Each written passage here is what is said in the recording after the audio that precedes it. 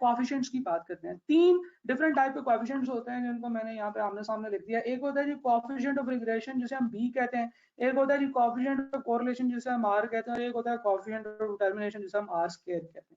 इन तीनों की जो इंटरप्रिटेशन है वो क्या है? कोएफिशिएंट ऑफ रिग्रेशन बी, जो भी हम इससे पीछे भी पढ़ के आए हैं, जिसे हमने कहा था कि ये स्लोप है, ये ग्रेडियंट है, इसके बारे में हमने ये भी कहा था कि this is rate of change in dependent variable due to change in independent variable. तो जनाब ये होता है कोएफिशिएंट ऑफ रिग्रेशन। इसका जो फॉर्मूला है n समेशन x और minus summation x summation y, ये फॉर्मूला हम लोग यहाँ पे पढ़ चुके हैं ऑलरेडी, पीछे भी पढ़ के आए हैं। तो जनाब this is how you will calculate it. इसका आंसर कोई भी नंबर हो सकता है। b can be any value, it can be a 0, it can be a -35, it can be a +3425, whatever. B का जो आंसर है इसकी कोई लिमिट नहीं है, ये माइनस इन्फिनिटी से प्लस इन्फिनिटी के दरमियान में आंसर इसका हो सकता है। इस बी के आंसर का मतलब क्या है? इस बी के आंसर का ये मतलब है, अगर बी का आंसर है जी पॉजिटिव, ठीक है जी, इसका साइन अगर पॉजिटिव है तो इसका मतलब ये है कि एक्स में अगर हम 1 यूनिट का इंक्रीज करें तो वाई में इतना चेंज होता है। For example if B is plus का 30, तो इसका मतलब ये है कि अगर हम लोग x में 1 यूनिट का इंक्रीज करेंगे तो y में 30 का इंक्रीज होगा। अगर हम x में 2 यूनिट का इंक्रीज करेंगे तो y में 30 इंटू 2 60 का इंक्रीज होगा। ठीक है जी। तो इसका ये मतलब है कि b का जो साइन है वो भी इंपॉर्टेंट है। If b has a positive sign तो इसका मतलब ये है कि x और y में डायरेक्ट रिलेशनशिप है। अगर आपके पास b का पॉजिटिव साइन है तो डायरेक्ट रिलेशनशिप है। अगर b का साइन नेगेटिव है तो इन दोनों के दरम्यान में इनवर्स रिलेशनशिप है। इसका मतलब ये है कि एक इंक्रीज होगा तो दूसरा डिक्रीज होगा। जैसे अभी हमने इस सवाल में देखा तो b आया था -1.0623, ठीक है जी। तो इसका ये मतलब है कि x और y यानी कि पुलिस स्ट्रेंथ और क्राइम्स में इनवर्स रिलेशनशिप है। इनवर्स रिलेशनशिप का क्या मतलब है कि अगर पुलिस स्ट्रेंथ इंक्रीज होगी तो क्राइम कम हो जाएंगे, और अगर पुलिस स्ट्रेंथ कम होगी तो क्राइम इंक्रीज हो जाएंगे। ठीक है जी। तो इस वजह से हम लोगों ने ये बात की थी कि जनाब ये जो b होता है इसकी वैल्यू का मतलब ये है कि y में कितना चेंज होगा, और अगर ये पॉजिटिव हो तो इसका मतलब है कि y इंक्रीज होगा इतने से, और अगर ये नेगेटिव हो तो y डिक्रीज होगा।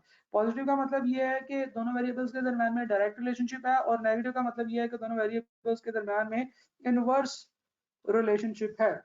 हम लोग कोएफिशिएंट ऑफ कोरिलेशन की बात करते हैं, ये भी एक कोएफिशिएंट होता है। नॉर्मली इन तीनों को आमने सामने पढ़ाने का मकसद ये है कि बच्चे जो है ना वो कभी कभार इनको ना आपस में मिक्स कर देते हैं, और जब वो इनको मिक्स कर देते हैं तो उनको फिर समझ नहीं आती कि हुआ क्या उनके साथ।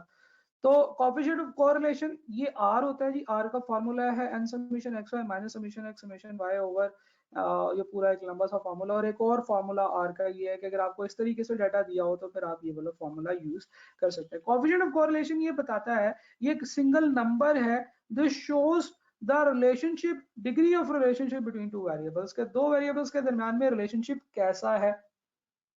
ठीक है जी। ये स्ट्रेंथ ऑफ रिलेशनशिप बताता है, स्ट्रेंथ ऑफ रिलेशनशिप। ठीक है जी। स्ट्रेंथ ऑफ रिलेशनशिप एक नंबर होता है जो बताता है कि इन दोनों के दरमियान में जो है ना वो वेरिएबल्स के दरमियान में कितना स्ट्रॉन्ग रिलेशनशिप है। अब स्ट्रेंथ ऑफ रिलेशनशिप से क्या मुराद है? हम लोग ये बात करते हैं कि जनाब पेट्रोल की प्राइस बढ़ने से इन्फ्लेशन बढ़ जाती है, लेकिन अगर हम इन्फ्लेशन की बात करें तो क्या वो सिर्फ और सिर्फ पेट्रोल की प्राइस बढ़ने से बढ़ती है? इन्फ्लेशन तो बहुत सारी चीजों का मजमूआ है। हाँ, मेनली वो पेट्रोल की प्राइसेस की वजह से चेंज होती है, लेकिन उसके अलावा और भी हजार फैक्टर्स हैं जो कि इन्फ्लेशन के ऊपर इफेक्ट करते हैं। क्योंकि हमने जब ऑब्जर्वेशंस की तो हमें नजर आया कि एक दफा ऐसे हुआ था कि जनाब पेट्रोल की प्राइसेस जो थी वो 90 से कम बढ़ के 110 हो गई, लेकिन इन्फ्लेशन उस वक्त कम हुई। ये कैसे हो सकता है? हालांकि जैसे जैसे प्राइसेस बढ़ती जा रही थी इन्फ्लेशन भी बढ़ती जा रही थी, लेकिन यहाँ पे आगे क्या हुआ? तो there are many other factors. तो ये बताता है कि कितना स्ट्रॉन्ग रिलेशनशिप है दोनों वेरिएबल्स के दरमियान में, और उसका आंसर 1 से लेकर -1 के दरमियान में होता है। अगर आपके पास आर ऐसा आ जाए कि उसका आंसर है जी 2.3, तो ये गलत आंसर होगा, आपने गलत कैलकुलेशन की है। अगर आपके पास एक आंसर आ जाता है जिसका आंसर है आर का -1.1, तो ये भी एक गलत कैलकुलेशन। ठीक है जी। तो जनाब इसका आंसर 1 और -1 के दरमियान में होगा। इंक्लूसिव का ये मतलब है कि जनाब 1 भी हो सकता है, -1 भी हो सकता है और इनके दरमियान में भी कुछ हो सकता है। यहाँ से आपको कुछ बातें पता चलेंगी। पहली चीज तो ये है कि आर का साइन वही बात बता रहा है जो बी का साइन बता रहा है। आर का साइन और बी का साइन दोनों के साइन सेम होंगे। ठीक है जी। अगर आर नेगेटिव है तो अगर बी का साइन नेगेटिव है तो आर भी नेगेटिव होगा, अगर बी का साइन पॉजिटिव है तो आर का साइन भी पॉजिटिव होगा। नंबर 1 ये चीज आपने ध्यान में रखनी है। दूसरी चीज ये है कि अगर आप बात कर रहे हैं नंबर की और वो नंबर है 1 के आसपास यानी कि 0.9, 0.8, 0.85, तो इट मींस के इन दोनों के दरमियान में जो स्ट्रेंथ है वो ज्यादा है।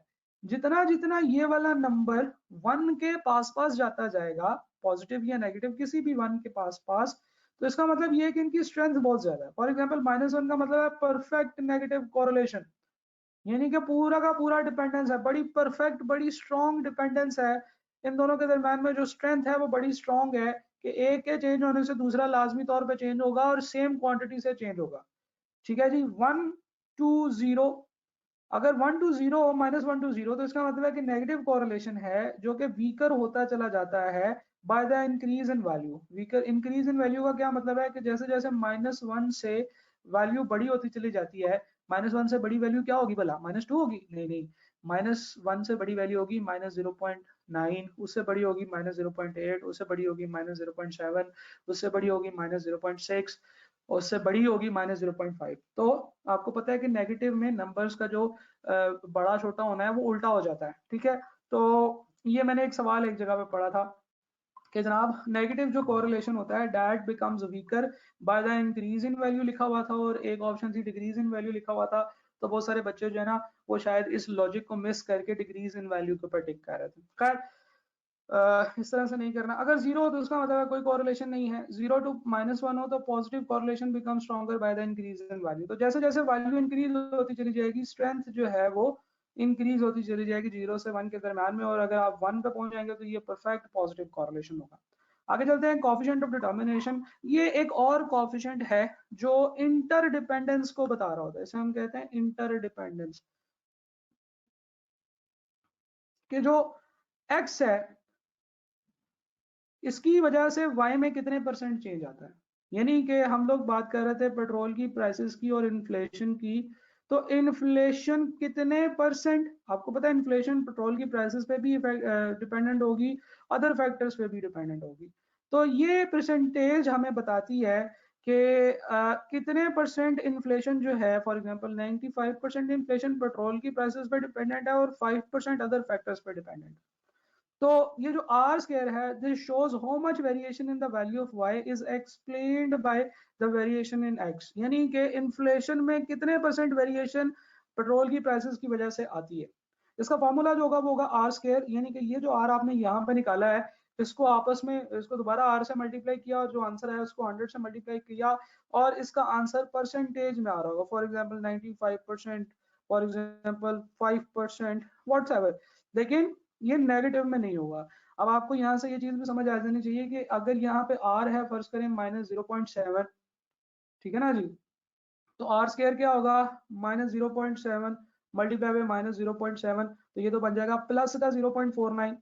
तो आर चाहे पॉजिटिव हो या नेगेटिव हो आर स्क्वायर हमेशा पॉजिटिव होगा, पहली बात तो ये देख ले। दूसरी चीज ये है कि it has a value which ranges from 0% to 100%, 0 से 100% के दरमियान में इसकी वैल्यू आएगी, राइट। और जितनी हायर परसेंटेज होगी इसका मतलब ये है कि y जो है वो ज्यादा डिपेंडेंट है x के ऊपर। ठीक है। फॉर एग्जांपल आप coefficient of determination R square find out करते हैं और इसका आंसर आता है जी 49%। तो यू विल से कि जनाब जो डिपेंडेंट वेरिएबल है यानी कि y, इसमें 49% वेरिएशन जो है वो x की वजह से है और बाकी जो 51% वेरिएशन है वो अदर अननोन फैक्टर्स की वजह से है, राइट। तो y के अंदर 49% वेरिएशन, क्योंकि आर स्क्वायर कितना है जी 49% आया। तो ये जो आंसर होता है दिस सेज कि x और y के दरमियान में जो रिलेशनशिप है कितने परसेंट जो है वो आपका x की वजह से और कितना परसेंट y की वजह से।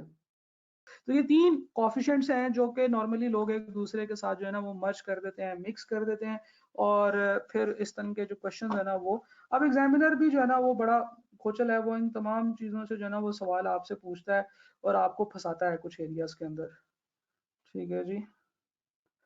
तो जनाब कोएफिशिएंट ऑफ रिग्रेशन है, इसे हम रिग्रेशन कोएफिशिएंट भी कहते हैं, ये बी है, कोएफिशिएंट ऑफ कोरिलेशन आर है, ये दो वेरिएबल्स के दरमियान के रिलेशनशिप को कोरिलेशनशिप को बताता है कि इनके दरमियान में रिलेशनशिप क्या है। इनके फॉर्मूलाज आप लोगों के सामने लिखे हुए हैं, इनकी वैल्यूज लिखी हुई हैं, इनको यहाँ से आप याद कर लीजिएगा। और मैं आपको मजे की बात बताऊं कि इस चैप्टर के अंदर बस यही एक स्लाइड है जिसमें वो आपको जो है ना वो फंसाने की तंग करने की कोशिश करता है।